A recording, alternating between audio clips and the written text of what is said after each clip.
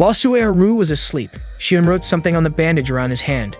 When he woke up, he was surprised to see the scribbles. Shion claimed she didn't write it, even though her name was clearly written there.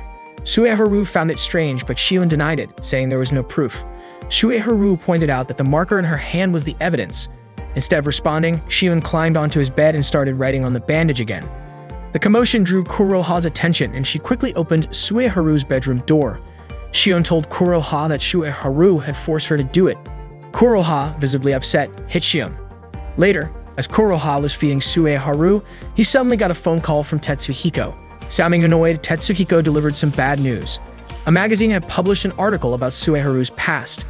The members of the Ultramarine Drama Club gathered in their club room to talk about the article, which focused on the tragedy involving Sueharu's mother, who had played the lead in the hit drama Child King, and revealed that she had passed away in a car accident. The article labeled it as a hidden tragedy and was released without the family's permission. Sueharu's grief and privacy were exposed by the magazine without any consent. Tetsuhiko revealed that the mastermind behind the whole thing was none other than the chief director, Shun. Maria, frustrated, wanted to retaliate, but Tetsuhiko stopped her. She couldn't understand why he was holding her back, especially when Sueharu was being treated so unfairly. Tetsuhiko suspected that Shun's plan was to provoke Maria into reacting so he could twist the narrative to his advantage. Maria admitted that Shun probably wouldn't hesitate to do that. Tetsuhiko said that as someone who knew how underhanded people worked, he could see through the strategy. He suggested that there was a way to counter the attack. If Sueharu was on board, they could launch a surprise counter-strike that would catch Shun off guard. Shirakusa asked Tetsuhiko to explain what he meant. He brought up the idea of pitching their true final project to a major company or TV station, such as Collect Japan TV. This company was one of the largest in Japan, formed through the collaboration of multiple stations in an effort to compete with overseas distributors. Recently, Collect Japan TV had been acquiring classic masterpieces, and one of those was Child King. Kuroha believed that the true final project could generate buzz. Tetsuhiko proposed creating a documentary about Sueharu to reveal the truth. Given Sueharu's reputation as the star of Child King, Collect Japan TV would likely be interested in supporting the release. This would allow them to shift public opinion and put the weekly magazine in a difficult position. After hearing the plan, Sueharu understood why Tetsuhiko needed his approval. He asked the others if they would be willing to help, and everyone agreed. Tetsuhiko explained that their first step was to start making the documentary. Maria pointed out that she, Shirakusa, and Kuroha each had a unique perspective on Sueharu's past. Shirakusa suggested that they serve as interviewers in the documentary, digging into his memories. Kuroha added that each of them would take Sueharu to a place from his past so he could reflect and share his story. Tetsuhiko agreed, saying their priority was to get as much accurate information as possible from Sueharu, while he would handle the project's planning.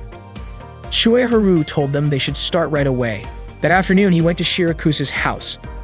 At her place, they talked in her room while recording everything for the documentary. Shirakusa asked if Sueharu's environment had changed after Child King became a hit. He said that both at school and work, people started treating him like he was special, even though he hadn't changed at all, and it felt weird. For him, the fact that Shirakusa talked to him like a normal person meant a lot back then. He was genuinely happy when she said she wanted to write a story, and he seriously wanted to star in it.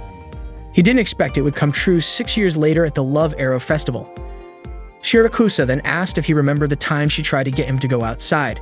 When they were younger, Sueharu had told her about how beautiful the view from Tokyo Tower was during filming. Shirakusa said she wanted to see it, and Sueharu immediately invited her to go out.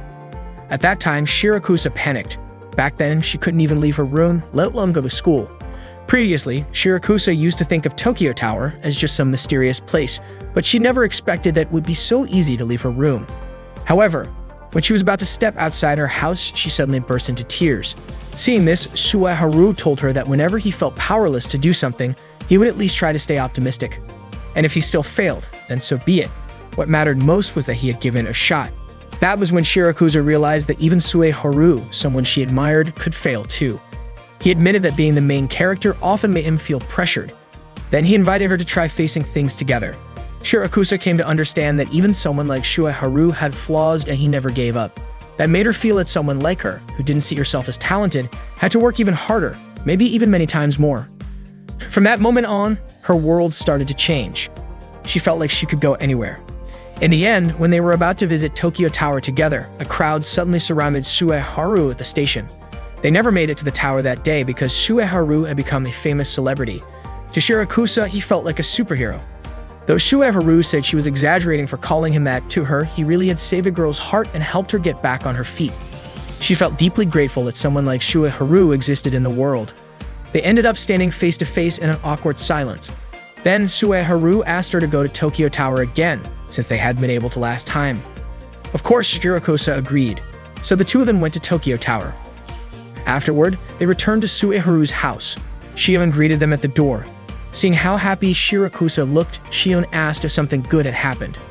Shirakusa admitted that something had, saying they had just bought groceries and that she would be making dinner soon. Once Shirakusa headed to the kitchen, Shion asked Shue Haru what had really happened.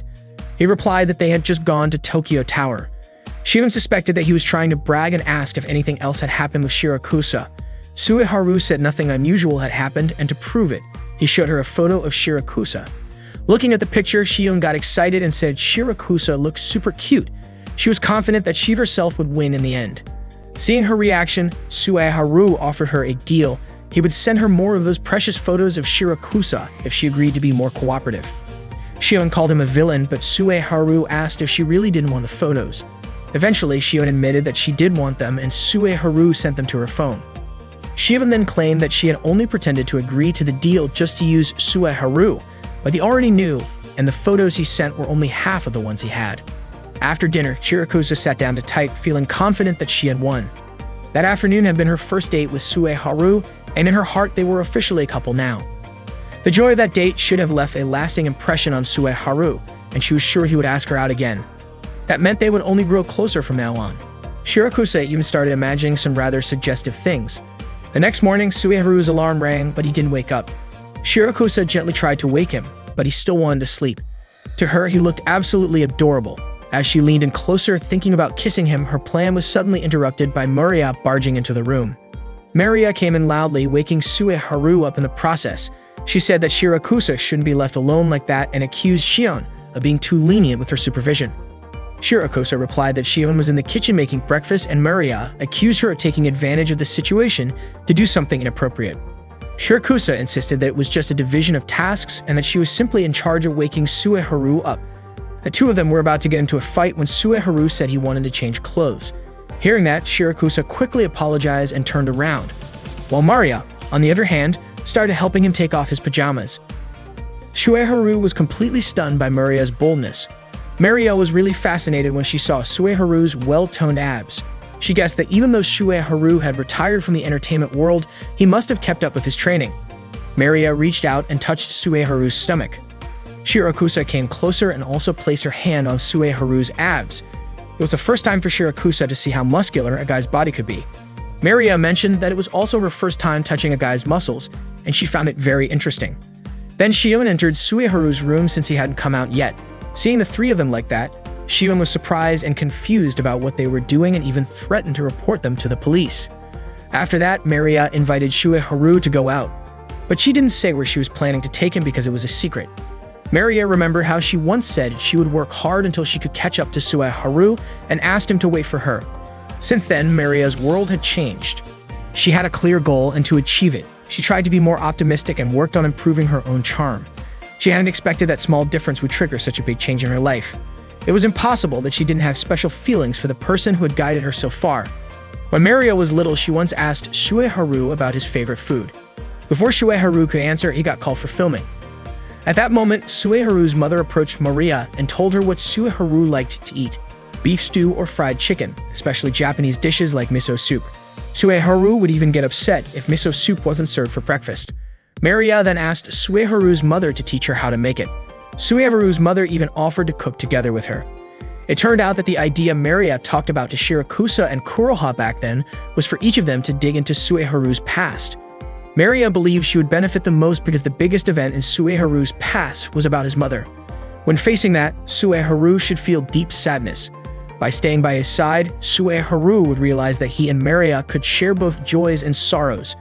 Maria was confident that this would raise her impression in his eyes. Then, with gentle embraces, they could understand each other better. Maria was also sure that thanks to this, she would break free from being just the little sister and win by a landslide. Maria had actually taken Shue Haru to the place where his mother had the accident. She asked if he was angry at her for bringing him there. Sueharu said he wasn't angry and felt he needed to come to that place every once in a while.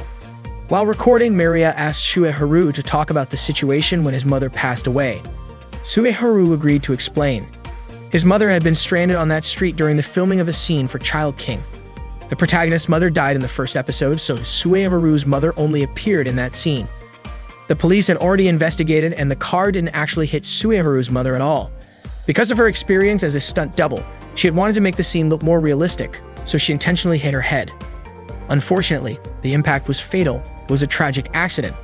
When there was talk of announcing Sueharu's mother's death and stopping the production of Child King, Sueharu was the one who opposed it the most. He said he couldn't bear the thought of his mother's heartfelt acting on her dream stage ending in vain. That's why Sueharu risked everything when acting in Child King, because it was the first and last time he ever acted alongside his mother. After the filming process was over, Sueharu felt like a kite with a broken string. Every time he thought about his mother, he found himself unable to act. That was the real reason behind Sueharu's retirement from the entertainment world. Maria was grateful because Sueharu had shared his painful memories. She then asked if he was doing okay. Sueharu admitted that for some reason he felt very sad, yet tears just wouldn't come out. Maria wondered if this sadness felt different from usual sadness. Sueharu confessed that he was confused and didn't even fully understand what sadness was. Maria asked if he felt the same way during the filming of Child King.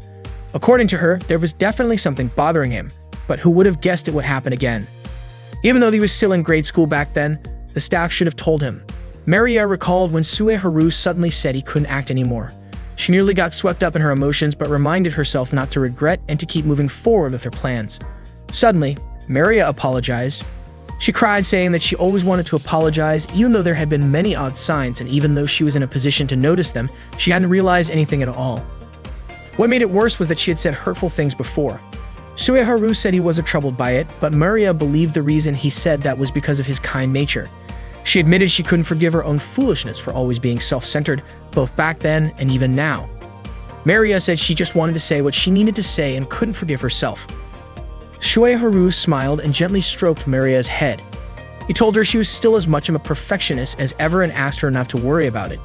Maria said she really cared for Sueharu's mother, who was kind and sweet, a mother figure Maria had always admired. So when Maria found out that Sueharu's mother had passed away, she felt deeply saddened. Hearing that, Sueharu began to cry again, as memories of his mother came rushing back. He realized that at that moment he truly felt very sad. Maria then embraced Sueharu to comfort him.